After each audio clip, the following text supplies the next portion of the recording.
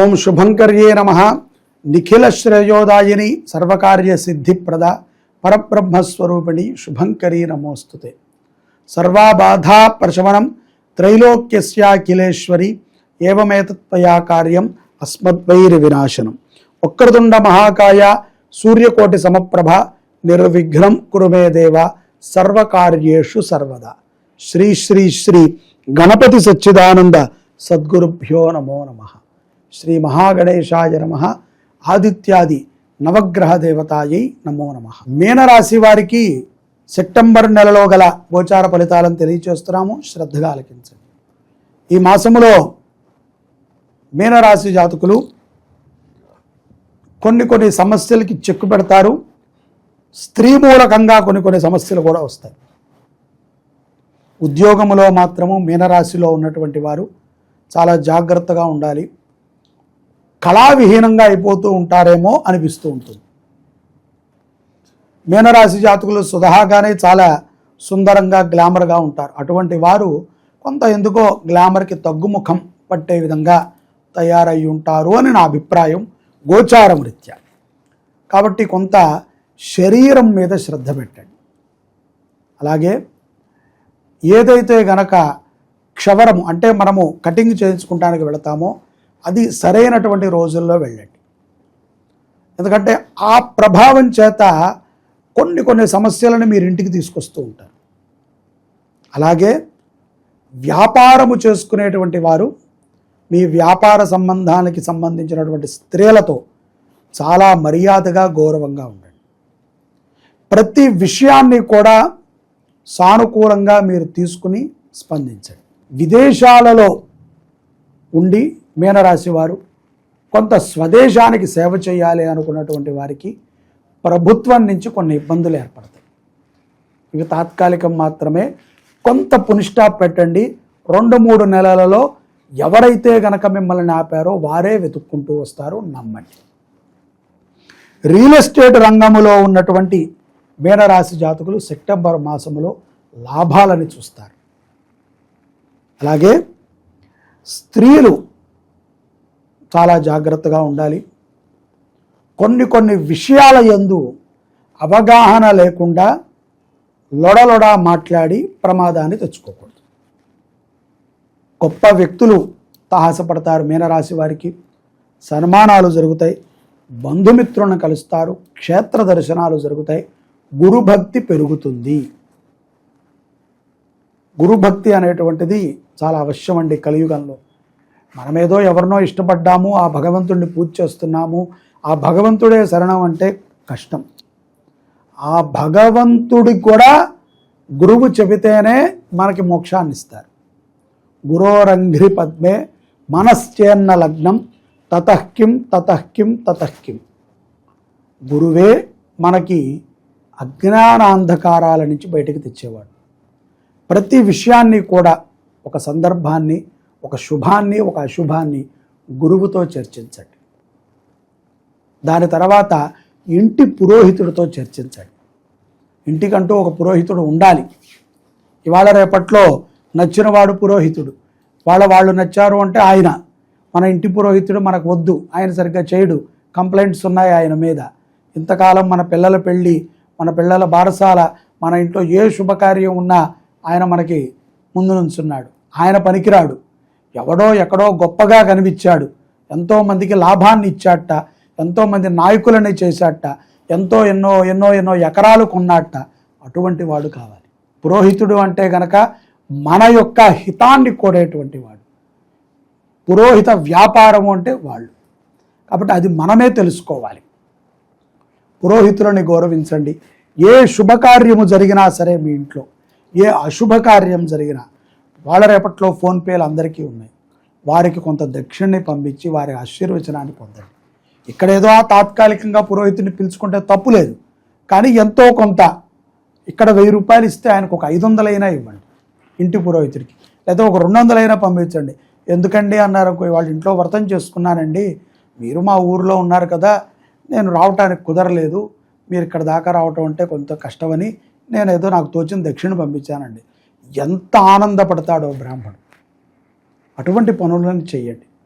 పురోహితుడి యొక్క అనుగ్రహాన్ని, మాతృదేవతల యొక్క అనుగ్రహాన్ని, గురువు యొక్క అనుగ్రహం ద్వారానే మీరు చేసేటువంటి యజ్ఞము యొక్క అనుగ్రహం ఫలిస్తుంది. అలాగే విద్యార్థులు పోటీ పరీక్షల యందు ఉత్తీర్ణతగా మెరిట్ ర్యాంకును పొందుతారు అనటంలో అతిశయోక్తి లేదు. విదేశాలకు వెళ్ళి కూడా మీరు చదువుకునేటువంటి అవకాశములు పుష్కలంగా గోచరిస్తున్నాయి. గవర్నమెంట్ ఉద్యోగము కోసం ప్రయత్నం చేస్తున్నటువంటి వారు కొంత కష్టముతో కూడుకున్నటువంటి విజయాన్ని పొందటము తథ్యం. మీనరాశిలో ఉన్నటువంటి రాజకీయ నాయకులు చాలా జాగ్రత్తగా ఉండాలి. మాట తప్పారు, శిక్ష తప్పదు. గుర్తుపెట్టుకోండి, మీరు ఒక మాట తప్పారు, దానికి శిక్ష మీకు తప్పదు. అలాగే మీనరాశి జాతకులు ఎర్రటి ఆవుని కానీ తెల్లటి ఆవుని కానీ పచ్చి గడ్డి పెట్టి పోషించండి. గడ్డిని సమర్పణ చేయండి ఆవులకి, మీ దగ్గరలో ఉన్న గోశాలలకి ఇవ్వండి. అలాగే పౌర్ణమి తర్వాత మీనరాశి వారికి కొన్ని ఆరోగ్య సమస్యలు వస్తాయి. ఆకస్మికముగా కొన్ని ప్రమాదాలు పొంచి వస్తాయి ధనముతో కూడుకుని. కాబట్టి చాలా జాగ్రత్తగా ఉండాలి. చంద్రగ్రహణమైన తర్వాత తప్పనిసరిగా దానము చెయ్యాలి. దాన సామాగ్రి స్వయం పాకము అంటే బ్రాహ్మడు భుజించేటువంటివి, ఉల్లిపాయలు, వెల్లుల్లిపాయలు, దుంపకూరలు కాకుండా కాయగూరలు. అలాగే ఆవు నెయ్య, రాగి పాత్ర, వెండి సూర్య ప్రతిబింబము, గుమ్మడికాయ, దక్షిణతో కూడుకున్నటువంటి తాంబూలము, తెల్ల వస్త్రం. వీటిని మీ ఇంటి దగ్గరలో ఉన్నటువంటి దేవాలయంలో పురోహితులకు కానీ మీ ఇంటి పురోహితులకు కానీ ఇచ్చి వారి ఆశీర్వచనాన్ని 8వ తారీఖు పొందాలి, సెప్టెంబర్. గ్రహణము రోజు కూడా గ్రహణం అయ్యాక నిద్ర లేచాక సచేల స్నానం చేయాలి. తద్వారా విజయాన్ని పొందుతారు ఈ యొక్క మీనరాశి వారు. లేకపోతే ఈ యొక్క సమస్యలన్నింటినీ కూడా పెంచుకుంటూ వెళతారు. దాన ధర్మం మీద అవగాహనని పెంచుకోండి. విజయోపేతమైనటువంటి జీవనాన్ని పొందాలి. విద్యార్థులు కానీ విదేశాలలో ఉన్నటువంటి వారు ముఖ్యంగా ఒక ఆవుని దత్తత తీసుకుని పోషించండి. స్వదేశంలో మా పేరు మీద గుడి నడుస్తోందండి, సంవత్సరానికి 1000 ఇస్తాము లేకపోతే 1,00,000 పంపిస్తాము కాదు, నిరంతరము చేయగలిగిన స్థితే ఉంది కదా. ఎన్ని కోరి ఉంటాం మనం విదేశాలకు వెళ్ళాలంటే, ఎంత ప్రార్థన చేసి ఉంటాం, అణువు భక్తితో కూడుకుని భయంతో కూడుకుని అక్కడ దాకా వెళ్ళాం. ఇవాళ మనం స్థిరపడ్డాం. మన భారత భూమిలో మన భారత మాతకి గర్భమైనటువంటి గోవుని మనం రక్షించలేకపోతున్నాం. చెప్తాం గోసేవ చాలా మంచిదండి, గోసేవ అందరూ చెయ్యాలని. మనకున్నటువంటి స్థలంలో గోవుని పెడతామంటే అబ్బాయి వద్దండి, ఇదంతా మీరు తర్వాత తీసేసుకుంటారు, మొత్తం ఆవు పేడ వాసన వచ్చేస్తుంది, దోమలు వచ్చేస్తాయి, ఇవన్నీ వద్దులేండి, చెప్తానులేండి తర్వాత అని తప్పించుకుంటాం. ఇట్లాంటి వ్యక్తులం మనమందరం తయారయ్యాం. అదే ఏదో ఒక గురువు చేస్తున్నాడు, ఒక స్వామీజీ చేస్తున్నారు, ఒక రాజకీయ నాయకుడు చేస్తున్నాడంటే మతము కులము అనేటువంటి ఒక మదముతో వారికి సహాయం చేస్తాం. ఒక బ్రాహ్మడు చేస్తున్నాడు స్వచ్ఛమైనటువంటి గోసేవ, వృద్ధ గోవులు, వాటి నుంచి ఏవి అమ్ముకోవట్లేదు ఆయన, వాటిని రక్షించడమే ధ్యేయంగా పెట్టుకున్నారు, చేయలేం. అనుమానముతో చచ్చిపోతాం. అనుమానం మనకి ముందుకి రాదు. మనసు ఒక మంచి మనసుతో 2,500 రూపాయలండి ఒక ఆవు దత్తత మా దగ్గర. ఎంత కష్టముగా ఉందో మేము గోశాల నడపాలి అంటే. 50 పైచిలుకు ఆవులు ఉన్నాయి. ప్రస్తుతం 30 ఆవులకి దాతలు ఉన్నారు, మిగతా వాటికి దాతలు లేరు. ఆ గోశాల కూడా ఎక్కడో పెట్టాం, స్థలం ఎవరిదో ఫ్రీగా దొరికిందని. అక్కడికి వర్షాకాలం వెళ్ళటం కష్టం, దారి ఉండదు, చుట్టుపక్కలంతా కూడా పొలాలు. ఆవులని 2 నెలలు వదిలితే 3 నెలలు లోపలే ఉంటాయి. వాటిని పోషించడానికి ప్రదేశం లేదు.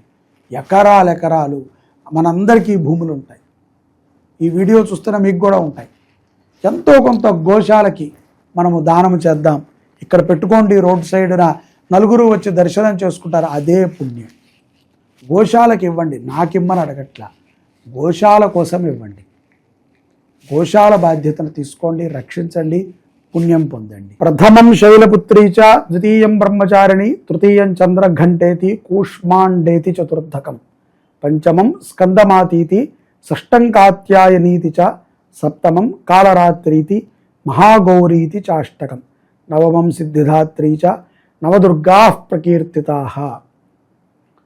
శ్రీ విశ్వావసు నామ సంవత్సరంలో సెప్టెంబర్ 22వ తారీఖు నుంచి అక్టోబర్ 2వ తారీఖు వరకు దేవీ నవరాత్రుల్ని మన శుభంకరి దేవస్థానంలో అత్యంత వైభవోపేతంగా మనం చేసుకుంటున్నాం. రెండవసారి అమ్మవారికి శతచండీ యాగాన్ని మనం చేస్తున్నాం. పోయిన సంవత్సరము ఎవరెవరైతే గనక ఈ శతచండీ యాగములో గోత్రనామాలను నమోదు చేసుకున్నారో వారందరూ కూడా ఈ సంవత్సరము మీ పేరును నమోదు చేసుకోండి. తప్పకుండా ప్రత్యక్షంగా కానీ పరోక్షంగా కానీ ఈ యొక్క చండీ యాగంలో పాల్గొనండి.